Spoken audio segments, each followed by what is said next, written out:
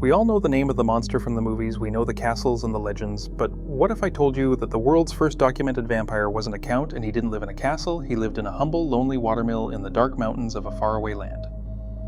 Long before the famous books were ever written, the people of this small village were living in a state of literal waking nightmare. They weren't afraid of a fictional monster, they were afraid of a man who refused to stay dead, a man who came back to strangle the living. Today we go beyond the movies. We are entering the dark woods to find the truth behind the legend of the first vampire. In the late 1700s, this man was a wealthy cattle trader. He was respected, but he was also feared. He was a lonely man who never married.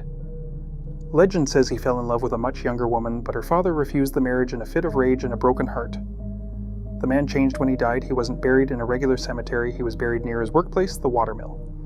But death was only the beginning. Soon after his burial, the workers began to die. One by one, they were found in the morning pale and cold with strange bruises on their necks. The people realized the terrifying truth.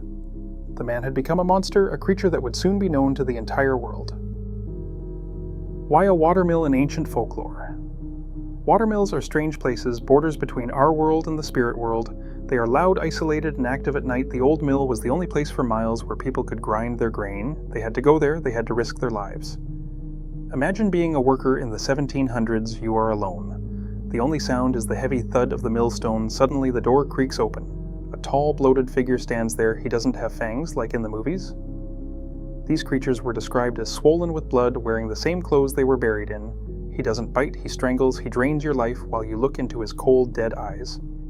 Terror became too much.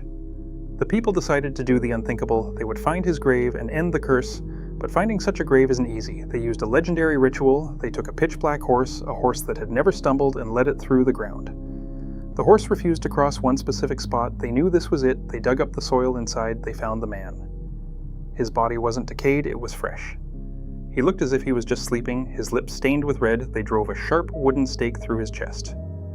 But here is where the story gets truly weird. As the stake entered his heart, a tiny dark moth flew out of his mouth. The legend says the moth escaped, carrying the evil spirit into the woods, waiting for a chance to return. Fast forward to the year 2012, in the digital age we think we are safe from the shadows of the past. But in that same village, the nightmare was about to reboot. The ancient wooden watermill finally gave up. Its rotten timber collapsed into the river with a deafening crash to the rest of the world. It was just an old building falling down, but to the locals it was a prison break. The spirit of the monster was now homeless, and a homeless monster is a hungry monster. What happened next made headlines around the globe. This wasn't just village gossip. The local council issued a formal public health warning. The leaders told the citizens that the spirit was now looking for a new place to stay. They told everyone to buy garlic. For the first time in the 21st century, a government body was officially advising its people on how to survive a creature of the night stores in the region. Completely ran out of garlic in a matter of days. Wooden crosses were being made by hand. In every household, people were terrified to walk alone at night. The news spread like wildfire. The biggest news channels sent reporters to this remote mountain. They expected to find a joke. Instead, they found a community paralyzed by an ancient fear. The people weren't laughing. They were pinning garlic to their windows and painting crosses on their doors.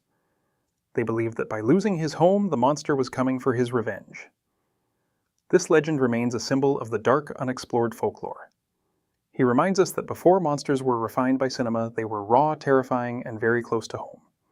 So if you ever find yourself near a lonely river in the mountains, listen closely to the water. It might just be the sound of the mill, or it might be the monster looking for a new home. Thanks for watching. Sleep well.